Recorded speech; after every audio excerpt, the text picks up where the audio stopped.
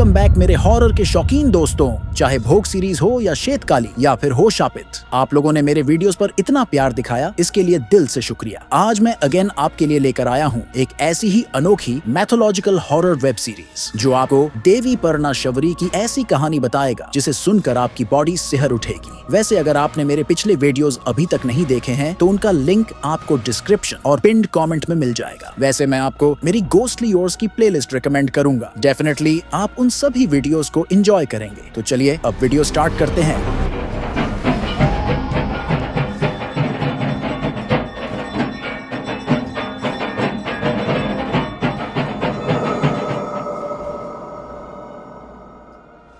Film की कहानी की शुरुआत एक घने जंगल से होती है जहां हमें इस आदमी द्वारा वैजंती नाम की एक औरत को ढूंढते दिखाया जाता है। तभी उसे वहां वैजंती की पायल पड़ी मिलती है, पर अचानक एक डीटी फिगर का हाथ उसके सर को छूता है जिससे हर तरफ एक रोशनी फैल जाती है। कुछ देखकर वो आदमी जोर से चीखता है और सीन यही कट हो जाता है। अगले सीन में हमें 4 दोस्तों को दिखाया जाता है जहां ओमियो जो कि एक पुलिस ऑफिसर है वो अपनी गर्लफ्रेंड मितुल के साथ है और पल्लव जो कि एक कॉन्ट्रैक्टर है वो अपनी डॉक्टर वाइफ तितास के साथ। यह सभी अपने बिजी काम से कुछ दिन निकालकर चमकपुर गांव की वादियों में आए हैं। पल्लव असल में यहाँ एक रिजॉर्ट ओपन करना चाहता है, इसलिए ये सभी यहाँ रिजॉर्ट के उस लोकेशन के पास आकर रुकते हैं। यहाँ पल्लव एंड ओमियो रास्ता संकरा होने के कारण पैदल ही लोकेशन देखने जाते हैं, जबकि तितास और मितुल कार के पास ही रुकने का फैसला करती है। पर यहाँ इन दोनों को इस जंगल में एक अजीब सा साइलेंस महसूस होता है, इसलिए यह दोनों जब वापस कार में बैठने जाते हैं तभी मितुल और तितास को एक बहुत ही मोहक करने वाली खुशबू आती है। वो लोग जब उस खुशबू के पीछे जाते हैं तो उन्हें माता की बहुत पुरानी मूर्ति दिखती है। तभी वहाँ तितास के फोन में एक कॉल आता है जिससे वो उस जगह से थोड़ा हट जाती है, पर मितुल को वो फिगर अपनी ओर आकर्षित कर रही थी, इसलिए वो उस मूर्ति को साफ करने लगती है। पर उसी वक्त मूर्ति में एक रोशनी चमकती है और मितुल डर कर नीचे गिर जाती है। तभी हम एक एंटिटी को गुस्से में मितुल की ओर आता देखते हैं और वो इनविजिबल एंटिटी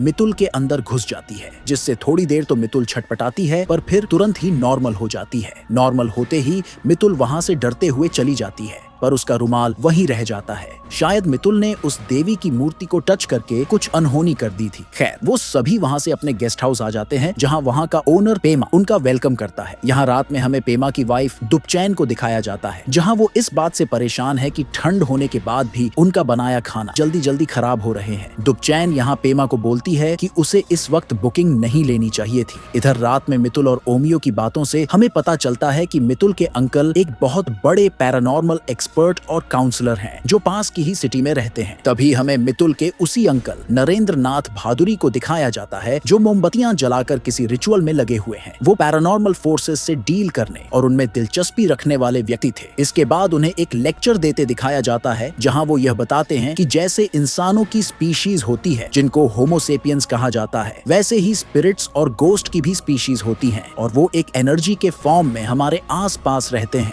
जैसे एनर्जी को देखा नहीं जा सकता लेकिन वो हमको इफेक्ट कर सकती है, वैसे ही स्पिरिट्स या फिर गोस्ट हमको इफेक्ट करते हैं और एक तरह के लूप में चलते हैं। इसलिए कभी कभी कहा जाता है कि किसी आत्मा को शांति नहीं मिली तो इसका मतलब ये है कि उसकी आत्मा एनर्जी के फॉर्म में इसी लूप में फंसी हुई है। और वो डरावनी क्यों होती है? क्योंकि वो यहाँ पर कई सालों से फंसी होती है और बेहद गुस्से में होती है। इधर यह सभी जब वहाँ घूमने निकलते हैं तो मितुल को ऐसा लगता है कि कोई उसका पीछा कर रहा है। यहाँ जब पल्लव और ओमियो रात के लिए ड्रिंक्स लेने जाते हैं तो उन्हें पता चलता है कि वहाँ रखी बियर भी सड़ने लगी थी। रात में जब यह सभी पार्टी कर रहे होते हैं तभी मितुल को वॉमिट जैसा लगता है, जिससे जब वो बाहर आती है तो उसके मुंह से बाल के कुछ गुच्छे निकलते हैं। पर सडनली यहाँ मितुल का एक्सप्रेशन चेंज हो जाता है और वो उन्हें वापस से खा लेती है। इधर रात में मितुल को अपनी रूम की खिड़की के पास किसी के रोने की आवाज आती है। मितुल जब वहाँ देखने जाती है तो उसे उसका वही रुमाल पड़ा मिलता है जिससे मितुल ने उस देवी की मूर्ति को साफ किया था। वो डर से तितास को जगाती है और दोनों जब बाहर देखने जाते हैं तो उन्हें खिड़की के पास ताजा खून के निशान दिखते हैं। पर यहाँ हमें पेमा की वाइफ दुपचैन को भी दिखाया जाता है जो उन्हें ही देख रही थी। पर रात में तितास की नींद एक अजीब आवाज से खुलती है और मितुल भी उसके पास नहीं थी। डरते डरते जब वो उस आवाज की ओर जाती है तो वो मितुल ही थी जो अपने नाखूनों से फर्श को कुरेद रही थी। और यहाँ मितुल को देखकर ऐसा समझ आ रहा था कि वो किसी के द्वारा पजेस्ड थी। अब हमें फ्लैशबैक में पहले का एक इंसिडेंट दिखाया जाता है जहाँ हमें पेमा के भाई लाकपा की शादी शादी होते दिखाया जाता है। ये वही बंदा था जिसे हमें स्टार्टिंग में दिखाया गया था और उसकी दुल्हन थी वैजयंती। इधर कहानी वापस से इन चारों पर मूव होती है, जहाँ तितास मितुल के बिहेव को लेकर चिंता में थी, इसलिए वो ओमियो को उसे कहीं घुमाने ले जाने को बोलती है। उनके जाते ही तितास पल्लव को कल वाली सारी घटना बताती है, पर पल्लव उस पर ज्यादा ध्यान नहीं देता। इधर रास्ते में मितुल का बिहेव बदला बदला लगता है, पर रास्ते में एक जगह भीड़ होने के कारण ओमियो जाकर चेक करता है तो उसे पता चलता है कि वहाँ किसी जानवर की जान चली गई है। यहाँ एक लोकल आदमी उसे एक पैर के निशान को दिखाने ले जाता है, जहाँ ओमियो को खून के कुछ निशान और एक फुटप्रिंट मिलता है। ओमियो जब वापस उसी जगह आता है तो यह देखकर उसके होश उड़ जाते हैं कि मितुल उसी जानवर की बॉडी के साथ खेल रही थी और अजीब सी स्माइल कर रही थी। मितुल का ऐसा हाल देखकर उसके सभी दोस्त पैनिक कर चुके थे। तितास जब मितुल के कपड़े चेंज करवा रही थी तभी मितुल अजीब आवाज में बोलती है कि सभी मारे जाएंगे, जिससे तितास बहुत ही ज्यादा डर जाती है। इन सभी को अब मितुल की चिंता सताने लगी थी। यहाँ ओमियो को भी लगने लगा था कि शायद यह कुछ और ही था जो मितुल को इफेक्ट कर रहा था। यहाँ तितास सजेस्ट करती है कि उन्हें जल्द से जल्द मितुल के अंकल नरेंद्र नाथ भादुरी को बुलाना चाहिए, क्योंकि अगर ये कुछ पैरानॉर्मल हुआ तो वही इसे कंट्रोल कर सकते हैं, और अगर वैसा कुछ न हुआ तो कम से कम मितुल की काउंसलिंग हो जाएगी। वैसे पल्लव इसके खिलाफ था, पर हमें तितास के द्वारा पता चलता है कि कैसे एक बार भादुरी अंकल ने अपने पावर से उनके एक मरीज की जान बचाई थी। उसी के बाद से तितास उनकी बहुत इज्जत करती है। जल्द ही भादुरी अंकल वहां आ जाते हैं और मितुल से मिलने उसके कमरे में जाते हैं। मितुल उन्हें देखकर एक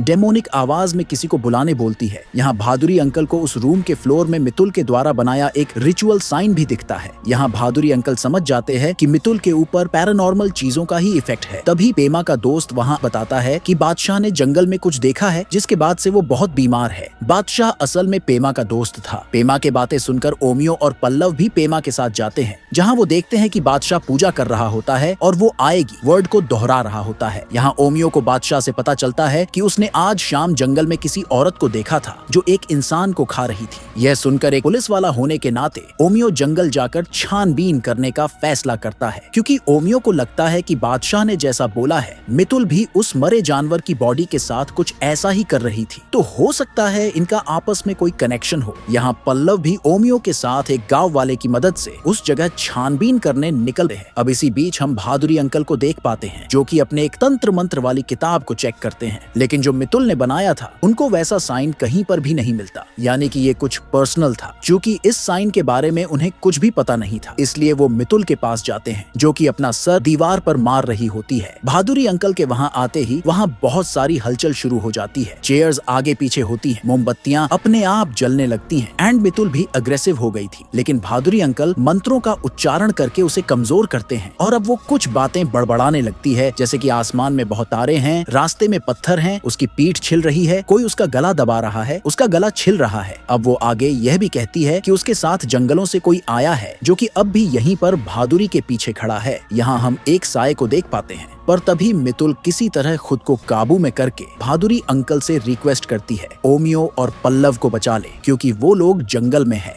इधर जंगल में छानबीन के वक्त पल्लव एंड ओमियो को वही लेडी मिल जाती है जो कि किसी क्रीचर जैसी लग रही थी। वो उन पर हमला कर देती है, लेकिन तभी वहाँ भादुरी अंकल आ जाते हैं और अपने मंत्रों की शक्ति से उसे वहाँ से भगाकर पल्लव और ओमियो की जान बचा लेते हैं। गेस्ट हाउस वापस आने पर भादुरी अंकल इनको बताते हैं कि जंगल में उन्होंने जिस लेडी को देखा था वो असल में डाकिनी थी, और उसके जैसी एक और होती है जिसका नाम शाकिनी होता है। ये दोनों ही आदि शक्ति के रुद्र रूप यानी कि मां काली के साथ रहती हैं। डाकिनी और शाकिनी तंत्र मंत्र और तांत्रिक साधना से जुड़ी देवी देवताओं के रूप में जानी जाती है। वैसे यह लोग खुद से नहीं आते, इन्हें बुलाना पड़ता है, और देवी जब बहुत नाराज हो और अपने रुद्र रूप में हो तब डाकिनी या शाकिनी बाहर आ सकती है। इनके भी मल्टीपल पर्पस होते हैं, कई बार ये गॉडेस के रूप में भी हो सकती है, कई बार ये प्रोटेक्टर हो सकती है। ये टोटली इन्हें बुलाने या जगाने वाले की मंशा पर डिपेंड करता है। यहाँ ओमियो पूछता है कि अगर आपको लगता है कि देवी नाराज है तो क्या भादुरी अंकल पूजा करके उन्हें शांत नहीं कर सकते? पर यहाँ भादुरी अंकल कहते हैं कि यह इतना आसान नहीं है, क्योंकि माँ के बहुत अवतार और बहुत रूप हैं, इसलिए पहले यह पता लगाना जरूरी है कि देवी का कौन सा रूप क्रोधित है। इसके अलावा वो बताते हैं कि मितुल को किसी स्पिरिट्स ने पोजेस्ड किया है, और इस हालात में उसे यहाँ से ले जाने पर मितुल को ठीक करना मुश्किल होगा, इसलिए उन्हें इसी जगह रुकर मितुल को ठीक करना होगा, वरना इससे गाँव वालों को भी खतरा हो सकता है। वैसे इस हालत में भी मितुल उन सबकी हेल्प कर रही थी, इसलिए उसने वो यंत्र बनाया जो कि एक तरह से क्लू है, और उसने ही भादुरी अंकल को ओमियो और पल्लव को बचाने के लिए जंगल में भेजा था। पर चूंकि वो दिल की साफ और नेक लड़की है, इसलिए उसे पोजेस्ड करना ज्यादा आसान था। रात में हमें लागपा को दिखाया जाता है, जो वापस से वैजयंती का नाम पुकारते हुए वहां आता है। पर लागपा की स्थिति भादुरी अंकल को थोड़ी अजीब लगती है एंड ओमियो उसे पकड़ लेता है। पर तभी वहां पेमा और उसकी वाइफ आ जाते हैं।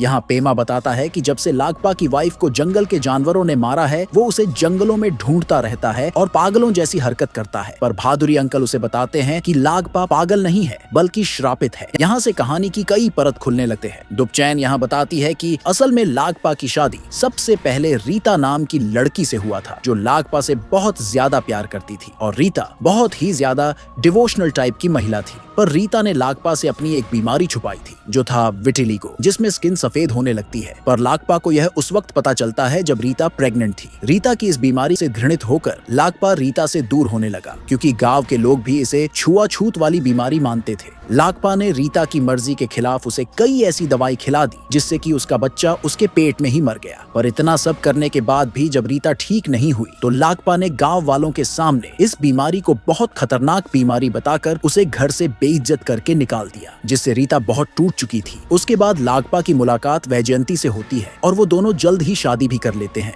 पर एक रात वैजयंती से मिलने रीता आती है और उसे लागपा के बारे में बहुत सारी गलत बातें बताती है। वो कहती है कि लागपा अभी भी रीता के साथ रिलेशन में है, और जब वैजयंती की ब्यूटी खत्म हो जाएगी तो लागपा उसको भी घर से निकाल देगा। यह सब सुनकर वैजयंती और लागपा का रिश्ता खराब होने लगा है। वैजयंती भी अब चुपचाप रहने लगी थी और धीरे धीरे बहुत ही अजीब होने लगी थी। एक दिन गांव वाले रात में वैजयंती को जंगल में जाते देखते हैं, और उसके बाद से वैजयंती लापता है। उस रात वैजयंती के साथ जंगल में क्या हुआ था ये कोई नहीं जानता, पर हमें लागपा को दिखाया जाता है, जो जंगल के अंदर जाता है और एक स्केलेटन के पास बैठ जाता है। यह शायद वैजयंती का ही स्केलेटन था। इसके बाद हमें फ्लैशबैक में दिखाया जाता है कि अधमरी वैजयंती को कोई खींचकर जंगल में उसी देवी की मूर्ति के पास ले जा रहा होता है, जिसे स्टार्टिंग में दिखाया गया था। उसके बाद कुछ रिचुअल्स करके यहाँ वैजयंती की बलि दे दी जाती है, एंड यह बलि देने वाली होती है रीता। इसके बाद सभी लोग लागपा के घर में छानबीन करने आते हैं, जहां स्टोर रूम से उन्हें वैसा ही यंत्र मिलता है जैसा मितुल ने अपने कमरे में बनाया था। यहाँ भादुरी अंकल बताते हैं कि यह यंत्र बहुत पुराना और खतरनाक है, जिसकी मदद और बहुत कठोर साधना करके देवी के प्रचंड रूप को जगाया जाता है, और यह साधना वही कर सकता है जिसकी पीढ़ियों ने यह साधना की हो। यहाँ दुपचैन बताती है कि रीता एक पुरोहित परिवार की बेटी थी, और उसके माता पिता के मरने के बाद रीता उस देवी को ही अपनी माँ मानती थी, जिसकी वो पूजा किया करती थी। यानी रीता ने यहाँ लागपा के स्टोर रूम में आकर इस यंत्र की मदद से शायद देवी के प्रचंड रूप को जागृत किया था एंड वैजयंती को भी सम्मोहित किया था। इसलिए रीता से मिलने के बाद वैजयंती बदल गई थी। चूंकि इस यंत्र को एक्टिवेट करने और देवी के प्रचंड रूप को जगाने के लिए बलि लगती है, इसलिए रीता ने वैजयंती की बलि दी थी। देवी के प्रचंड रूप को जगाकर रीता लागपा के साथ पूरे गांव से बदला लेना चाहती है, क्योंकि पूरे गांव ने उसे दुत्कारा था। पर तभी यहाँ तितास की भी तबीयत खराब होने लगती है, इसलिए वो वहाँ से अपने गेस्ट हाउस में वापस आ जाती है। इधर ओमियो और भादुरी अंकल मिलकर उस यंत्र को जला देते हैं।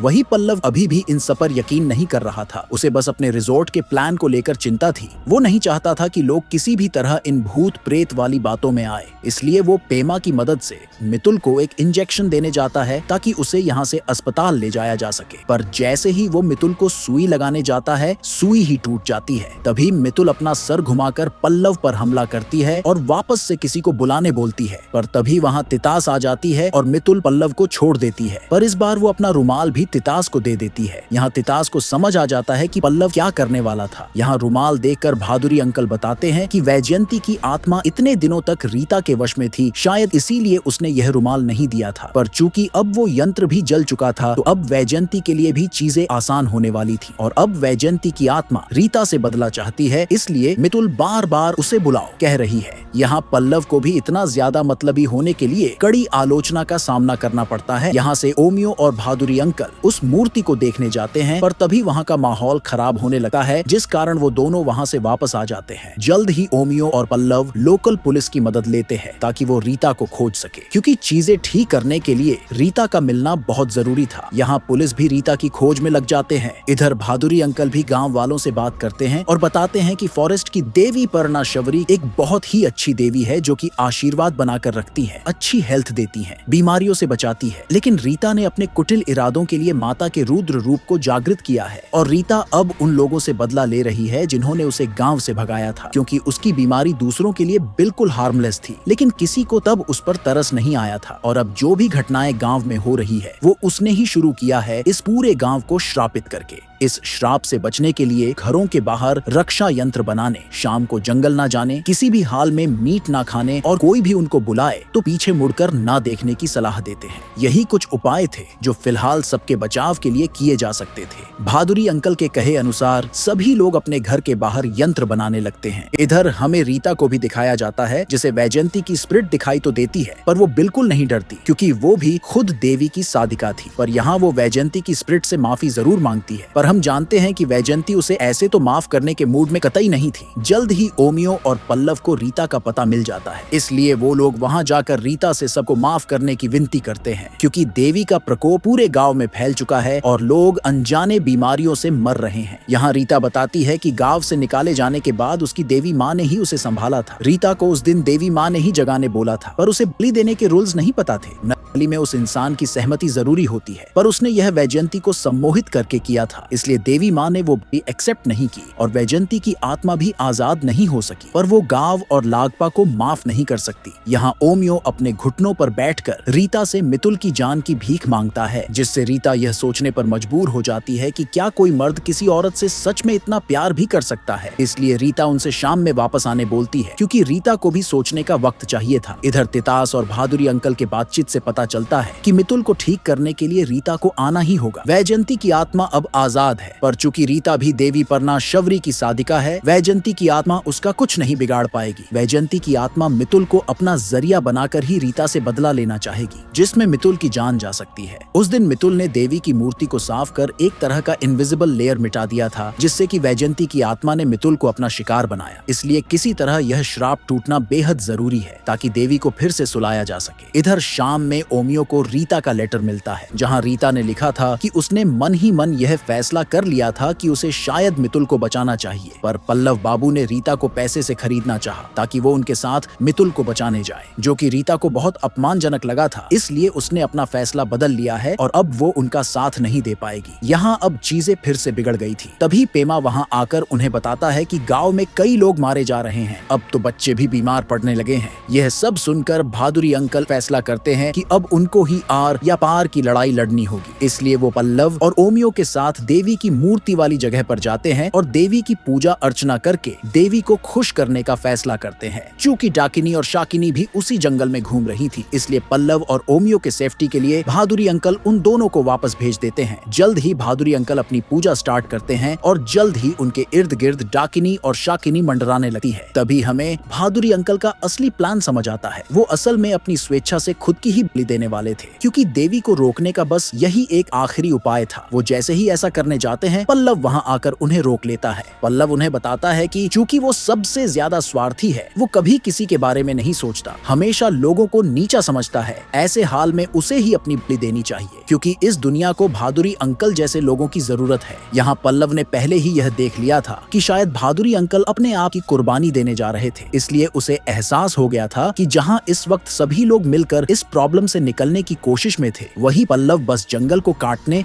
और अपने बिजनेस को आगे ले जाने के बारे में सोच रहा था। इस शर्मिंदगी में जीने से अच्छा था कि वो खुद को देवी को समर्पित कर दे। इतना कहकर पल्लव जैसे ही अपना हाथ काटता है, देवी की प्रतिमा फिर से चमक उठती है और हमें लागपा के रूम में वैजयंती को खड़ा दिखाया जाता है। इधर अचानक देवी खुद इन दोनों के सामने प्रकट होती है। देवी को देखकर भादुरी अंकल और पल्लव अचंभित हो उठते हैं और एज अ व्यूअर भी यह सीन आपके रोंगटे खड़े करने वाला था, क्योंकि इस सीन में जिस प्रकार से देवी प्रकट होती है और उस वक्त जैसा बैकग्राउंड म्यूजिक था, वो आपके पूरे बदन में सिरहन पैदा करने के लिए काफी था। और यह सीन यही कट हो जाता है। सुबह होते ही हमें गांव की वादियां, वहां के बच्चे और तितास को दिखाया जाता है, जो मितुल की पुकार सुनकर जाग जाती है। तितास जैसे ही दरवाजा खोलती है, वो पाती है कि मितुल पहले जैसी नॉर्मल हो चुकी थी। तभी वहाँ ओमियो भी आ जाता है, जो मितुल को देखकर बहुत खुश होता है। पर गेस्ट हाउस में भादुरी अंकल और पल्लव को न पाकर वो लोग वापस से देवी की मूर्ति के पास जाते हैं। यहाँ हम देखते हैं कि भादुरी अंकल और पल्लव वहीं बेहोश पड़े थे। जल्द ही उन्हें जगाया जाता है तो पता चलता है कि देवी माँ ने उन्हें माफ कर दिया था। यहाँ तक कि भादुरी अंकल के पैरों की बीमारी भी देवी माँ की कृपा से ठीक हो चुकी थी। पल्लव के हाथ में भी कट का कोई निशान नहीं था। जैसा कि भादुरी अंकल ने गांव वालों से बात करते वक्त सबको बताया था, देवी परनाशवरी एक बहुत ही अच्छी देवी है जो कि आशीर्वाद बनाकर रखती है, अच्छी हेल्थ देती है, बीमारियों से बचाती है। इसलिए इस पॉइंट पर देवी माँ की कृपा से उनके साथ भी ऐसा ही हुआ था। इधर गेस्ट हाउस आकर भादुरी अंकल सबको बताते हैं कि यह सब सिर्फ और सिर्फ पल्लव के कारण मुमकिन हो सका, जिसने देवी के सामने खुद को समर्पण करके उन सबको बचा लिया था। पर तभी वहाँ पेमा और दुपचैन आकर उन्हें बताते हैं कि लागपा की बीते रात मौत हो चुकी है। यानी बीते रात वैजयंती लागपा को ही लेने आई थी। यानी देवी ने खुद ही लागपा को अपनी पत्नी के रूप में चुनकर सभी निर्दोष लोगों को माफ कर दिया था। तभी वहाँ भादुरी अंकल को एक कॉल आता है जहाँ उन्हें एक नए केस के लिए बुलाया जा रहा था और यह सीरीज यही खत्म हो जाती है। तो अगर आपको जानना है कि इसके नेक्स्ट सीरीज में भादुरी अंकल और उनकी टीम किस नए मुसीबत का सामना करने जाने वाले हैं, तो जल्दी से कमेंट बॉक्स में पार्ट 2 लिखकर कमेंट कर दे। वैसे उम्मीद है कि आपको परनाशवरी का श्राप नाम की यह बंगाली वेब सीरीज पसंद आई होगी। ऐसे ही अमेजिंग मैथोलॉजिकल हॉरर वीडियोस देखने के लिए चैनल को सब्सक्राइब जरूर करें। वैसे आज आप सभी से एक छोटी सी विनती है, ऐसे वीडियोस बनाने में बहुत वक्त और एफर्ट लगता है, तो आपका एक लाइक और एक छोटा सा कमेंट, भले ही वो एक इमोजी ही क्यों ना हो, मुझे मोटिवेशन देने में मदद करता है। तो उम्मीद है आप मुझे निराश नहीं करेंगे। मिलेंगे जल्द ही एक नए रोमांच के साथ।